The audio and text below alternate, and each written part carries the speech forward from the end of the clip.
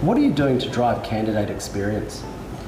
Yeah, I think for us, the easiest answer to that would be that we're actually looking at it all the time. So we kind of get together quarterly to really look at the bigger picture of how we're doing on candidate experience. It's a changing game, so like the kinds of numbers we get applying for jobs, the people that apply is a pretty constant state of flux really. And so for us, like we've got two big things, which is initially we're trying to communicate extremely well with people who are applying for jobs because it is so common that they don't hear back. We want them to hear back and know where they're at. And then for people who are actually starting to work on our client sites as temporary staff or contingent labour, that sort of thing, a lot of the goal is trying to reward them for good work, trying to recognise their performance, trying to give them access to things that make them feel valued. So we do interest-free loans for them. If they need help, we do prize draws and things like that where they can win iPhones and iPads and things like that, just to make them feel like they're part of a team. They're not a number. Yeah. Nice. I guess building on James's thoughts, candidate experience is something we also look at all the time. I think the experience is a differentiator. Some companies do it really well. Others, and a lot of corporates would have huge ATS with 30-step application process, and I'm not sure when you last applied for a job, but I don't recall going, I can't say. But, going through a 30-step application process is not necessarily an engaging process, so how do you make that easy? We're looking at ways how you can kind of flip it and view it from a candidate lens rather than a process or recruiter lens.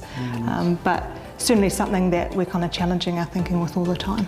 I think one of the key themes for us is authenticity with candidates. They want to know what's actually happening, and they want a personalised experience, and they want it really quickly. So those are the kind of, I guess, some of the pillars that we're thinking about as well when we think about how to approach. So we talked about a 30-step application process. I think we can all agree that that's not uncommon. We've also been talking about candidate experience. So what are some of the things that you're doing to perhaps measure the candidate experience and move away from 30-step application processes and make it more candidate-friendly or candidate-centric? One of the things we're doing and is really important to a number of clients now is measuring the experience. We've put in Net Promoter Score measures in a number of clients. What I like about the Net Promoter Score is it actually gives you somewhere to go.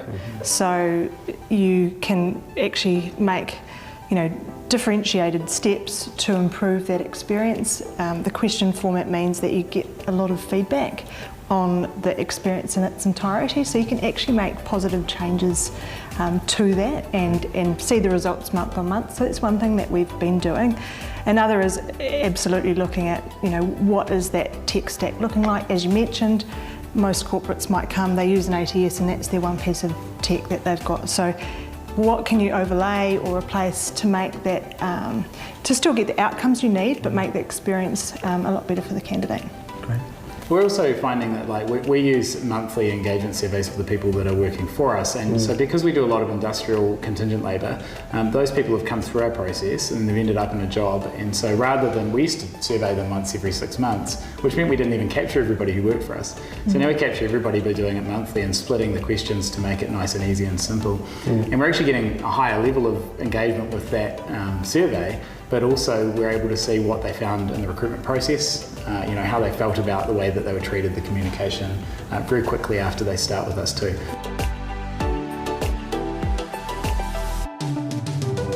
So what we're doing is using technology to try and first screen candidates more effectively to make sure that maybe the first few hurdles that they can get a response that says that unfortunately they were unsuccessful, and what we're trying to do is reduce the noise that the consultants get. And we're even also changing our approach a lot more to be more around this find engage piece rather than apply an ad and attract, because I think that's where the biggest problem is. And you'll often have one candidate who will apply to 100 different jobs, which are 100 different types of jobs, and say they're the best candidate for it, and then disappointed because they don't get feedback from every single job. Right, so there's also some unrealistic expectations that some candidates have in the marketplace. I'm seeing this, a lot of clients asking for this information as well as using a lot of data to make those decisions. So from ATSs that are smartly capturing that data to surveys that are capturing data on customer feedback. I think that can drive candidate experience for the better, just to enable you to see where your process is falling down. So yeah, absolutely, I think it's definitely going to help us improve our processes from that full feedback loop. Definitely using it for measuring candidate satisfaction to change your processes. But in geographically difficult areas to recruit in, we've used SparkEye to do a lot of the screening. And that's been incredibly effective because giving your clients the option to see a snapshot of candidates before they interview them. Of course, there are some challenges around that. You want to make sure that it doesn't create any bias, age or gender bias or any of those types of things.